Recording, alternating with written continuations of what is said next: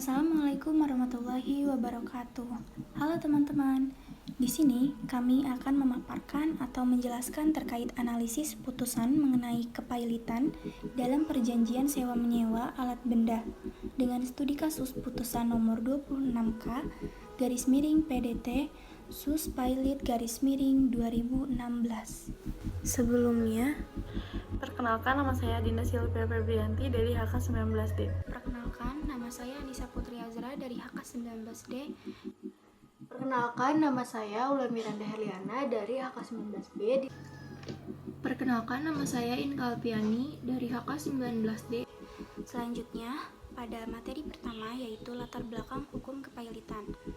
Hukum kepailitan merupakan hukum yang mengatur secara privat mengenai cedera janjinya debitor dengan tidak melunasi hutangnya yang telah jatuh waktu ataupun jatuh tempo.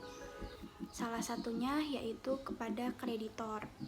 Untuk menjamin pelunasannya, maka segala harta kekayaan debitor dibagikan kepada kreditor tersebut dan kreditor lainnya yang mempunyai suatu pengikatan utang dengan debitor. Untuk ketentuan hukum kepailitan sebagaimana di sini dijelaskan pada pasal 1131 KUH Perdata yang mengatur segala kebendaan baik itu bergerak maupun tidak bergerak, sudah ada maupun yang ada di kemudian hari, menjadi tanggungan untuk segala utang, dan pasal 1132 KUH Perdata yang mewajibkan adanya suatu kreditor lainnya agar pembagian jaminan dapat dibagi rata sesuai dengan haknya masing-masing atau masing-masing piutang tersebut. Selanjutnya yaitu perjanjian atau overeenkomst merupakan hukum dasar dalam perjanjian atau asuransi ya. Perjanjian atau sumber terpenting dari perikatan yang diatur dalam buku 3 KUH Perdata pasal 1, 2, 3, 3 KUH Perdata menyatakan di sini bahwa tiap-tiap perikatan itu terjadi karena persetujuan atau karena undang-undang. Lalu di sini terkait syarat sah suatu perjanjian yang diatur dalam pasal 1320 KUH Perdata. Di sini mengemukakan 4 syarat. Yang pertama yaitu adanya kesepakatan dari kedua belah pihak, yang kedua kecakapan untuk melakukan perbuatan hukum, yang ketiga adanya suatu hal tertentu, dan yang keempat terakhir adanya sebab yang halal. Di sini saya akan menjelaskan tentang asas-asas perjanjian. Yang pertama adalah asas konsensualisme, yang kedua adalah asas kekuatan mengikatnya kontrak, yang ketiga adalah asas kebebasan berkontrak, dan yang terakhir adalah asas etika baik. B. Perjanjian sewa-menyewa. Sewa-menyewa atau perjanjian sewa-menyewa diatur dalam pasal 1548 sampaikan dengan 1600 KUH Perdata.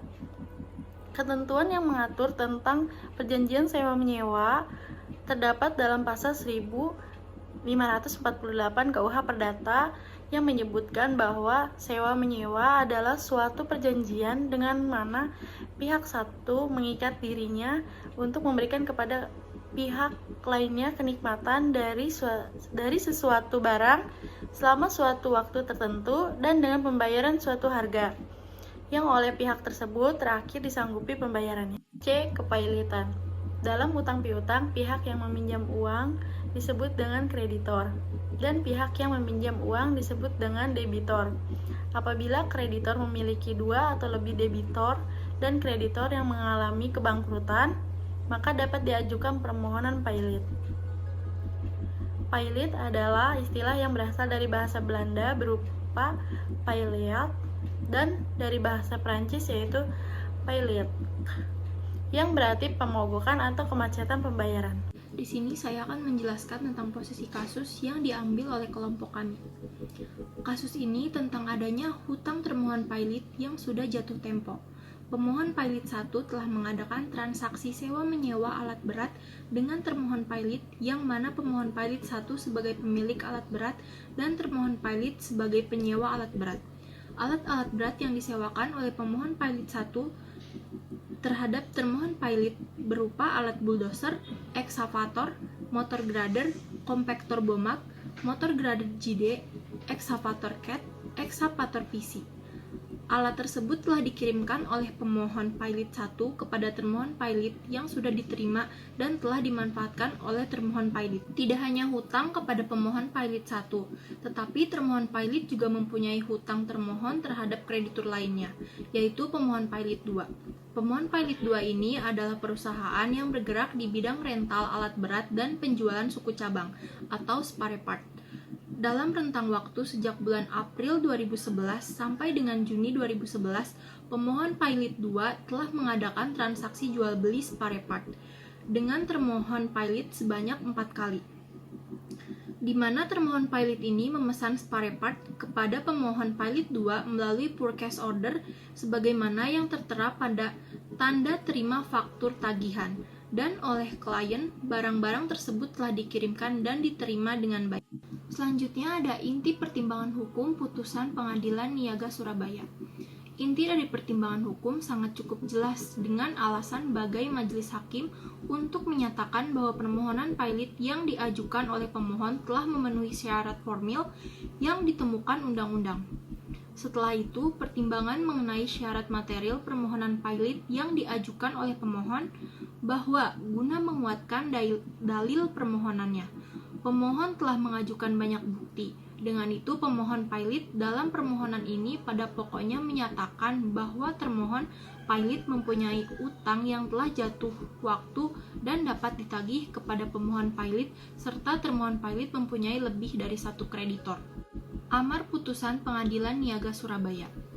Adapun judeks fakti dalam putusan masalah ini, Pengadilan Niaga pada Pengadilan Niaga Surabaya telah menjatuhkan putusan dengan nomor 10/Pilot/2015/PN Niaga Surabaya. Amar tersebut dalam eksepsi menolak eksepsi termohon pilot. Adapun dalam pokok perkara menolak permohonan pilot dari perkara pemohon dan menghukum para pemohon untuk membayar biaya perkara ini sejumlah Rp2.336.000. Di sini saya akan menjelaskan tentang adanya alasan pokok kasasi atau alasan keberatan kasasi yang dianalisis oleh kelompok kami.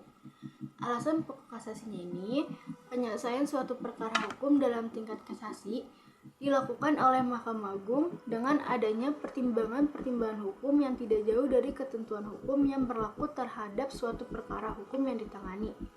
Alasan kasasi yang diajukan oleh pemohon pilot ini menjadi materi pokok dalam pemeriksaan tingkat kasasi oleh Hakim Mahkamah Agung karena ada alasan keberatan dalam pemohon kasasi. Selain itu juga ada inti pertimbangan hukum putusan Mahkamah Agung tingkat kasasi.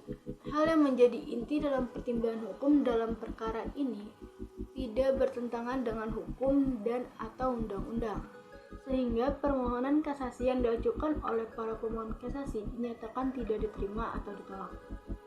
Memerhatikan Undang-Undang Nomor 37 Tahun 2004 tentang kepailitan dan penundaan kewajiban pembayaran utang, Undang-Undang Nomor 48 Tahun 2009 tentang kekuasaan kehakiman, Undang-Undang Nomor 14 Tahun 1985 tentang Mahkamah Agung, sebagaimana telah diubah dengan Undang-Undang Nomor 5 Tahun 2004 dan perubahan kedua dengan Undang-Undang Nomor 3 Tahun 2009 serta peraturan perundang-undangan lain yang bersangkutan. Nah, selain itu, amar putusan Mahkamah Agung. Dalam putusan nomor 26K PDT Pilot 2016, yang amarnya menolak permohonan kasasi dari para pemohon kasasi, Bapak Muhammad Subar dan Ioman Suryada, dan menghukum pemohon kasasi 1 dan pemohon kasasi 2 atau yang disebut dengan pemohon pilot 1 dan pemohon pilot 2 itu untuk membayar biaya perkara dalam tingkat kasasi yang ditetapkan, yaitu Rp5 juta. Nah, permasalahan yang diambil dari putusan ini bagaimana perjanjian sewa menyewa berakhir jika pihak memberi sewa dinyatakan pilot. Perjanjian sewa menyewa di mana penyewa dinyatakan pilot, maka kurator maupun pihak yang menyewakan barang untuk sementara dapat menghentikan perjanjian sewa menyewa tersebut, asalkan ada pemberitahuan sebelumnya dalam waktu tertentu menurut kebiasaan setempat. Di dalam Undang-Undang Kepailitan Debitur dinyatakan pailit, perjanjian sewa menyewa tetap dapat berlangsung atau perjanjian sewa menyewa tidak diperpanjang. Kesemuanya merupakan wewenang dari kurator sebagaimana pasal 36 Undang-Undang Kepailitan. Sedangkan perlindungan hukum terhadap penyewa akibat dari pemberi sewa yang dinyatakan pailit.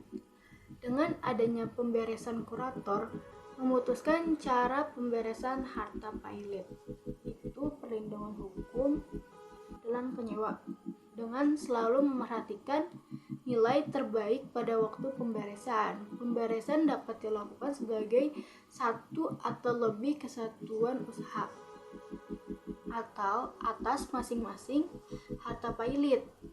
Kurator melakukan pemberesan dengan penjualan di muka umum atau apabila di bawah tangan dengan persetujuan hakim pengawas. Dalam melaksanakan penjualan harta debitor pailit, memutuskan tindakan apa yang akan dilakukan terhadap benda yang tidak lekas atau sama sekali tidak dibereskan. Sekian.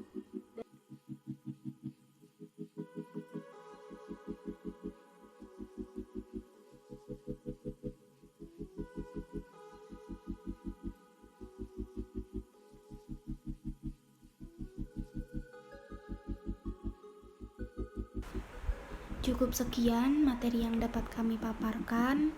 Terima kasih. Wassalamualaikum warahmatullahi wabarakatuh.